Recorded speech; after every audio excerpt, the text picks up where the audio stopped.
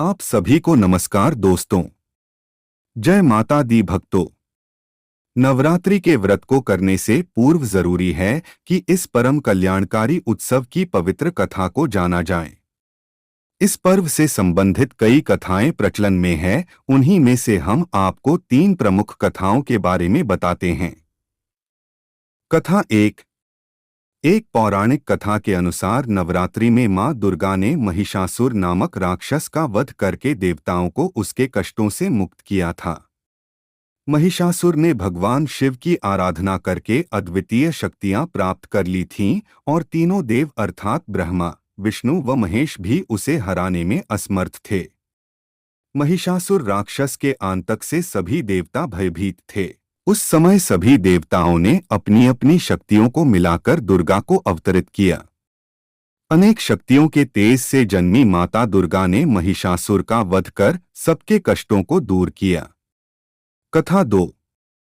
एक नगर में एक ब्राह्मण रहता था। वह मां भगवती दुर्गा का परम भक्त था। उसकी एक कन्या थी। ब्राह्मण नियम पूर्वक प्रतिदिन दुर्गा की पूजा और यज्ञ किया करता था। सुमति अर्थात ब्राह्मण की बेटी भी प्रतिदिन इस पूजा में भाग लिया करती थी। एक दिन सुमति खेलने में व्यस्त होने के कारण भगवती पूजा में शामिल नहीं हो सकी। यह देख उसके पिता को क्रोध आ गया और क्रोधवश उसके पिता ने कहा कि वह उसका विवाह किसी दरिद्र और कोढ़ी से करेगा। पिता की बातें सुनकर बेटी को बड़ा दुख हुआ और उसने पिता के द्वारा क्रोध में कही गई बातों को सहर्ष स्वीकार कर लिया।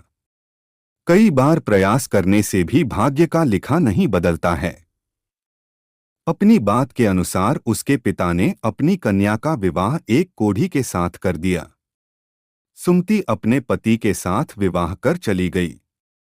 उसके पति का घर न होने के कारण उसे वन में घास के आसन पर रात बड़े कष्ट में बितानी पड़ी। गरीब कन्या की यह दशा देखकर माता भगवती उसके द्वारा पिछले जन्म में की गई उसके पुण्य प्रभाव से प्रकट हुई और सुमति से बोली, हे कन्या, मैं तुम पर प्रसन्न हूँ, मैं तुम्हें कुछ देना चाहती हूँ, मांगो क्या मांगती हो।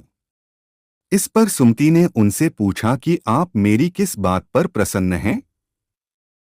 कन्या की यह बात सुनकर देवी कहने लगी, मैं तुम पर पूर्व जन्म के तुम्हारे पुण्य के प्रभाव से प्रसन्न हूँ। तुम पूर्व जन्म में भील की पतिव्रता स्त्री थी। एक दिन तुम्हारे पति भील द्वारा चोरी करने के कारण तुम दोनों को सिपाहियों ने पकड़कर जेल खाने में कैद कर दिया था। उन लोगों ने तुम्हें और तुम्हारे पति को भोजन भी नहीं दिया था। इस प्रकार नवरात्र के दिनों में तुमने न तो कुछ खाया और न ही जल पिया, इसलिए 9 दिन तक नवरात्र व्रत का फल तुम्हें प्राप्त हुआ।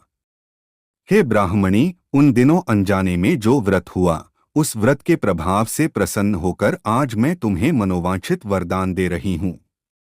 कन्या बोली कि अगर आप मुझ पर प्रसन्न हैं तो कृपा करके मेरे पति का कोढ़ दूर कर दीजिए। माता ने कन्या की यह इच्छा शीघ्र पूरी कर दी। उसके पति का शरीर माता भगवती की कृपा से रोगहीन हो गया। कथा 3। रामायण के एक प्रसंग के अनुसार भगवान श्री राम, लक्ष्मण, हनुमान व समस्त वानर सेना द्वारा आश्विन शुक्ल प्रतिपदा से नवमी तक 9 दिनों तक माता शक्ति की उपासना कर दशमी तिथि को लंका पर आक्रमण प्राप्त किया था। इस तरह नवरात्रों में माता दुर्गा की पूजा करने की प्रथा के पीछे कई कथाएं प्रचलित हैं, जिसके बाद से ही नवरात्रि का पर्व आरंभ हुआ और माता दुर्गा की पूजा होने लगी।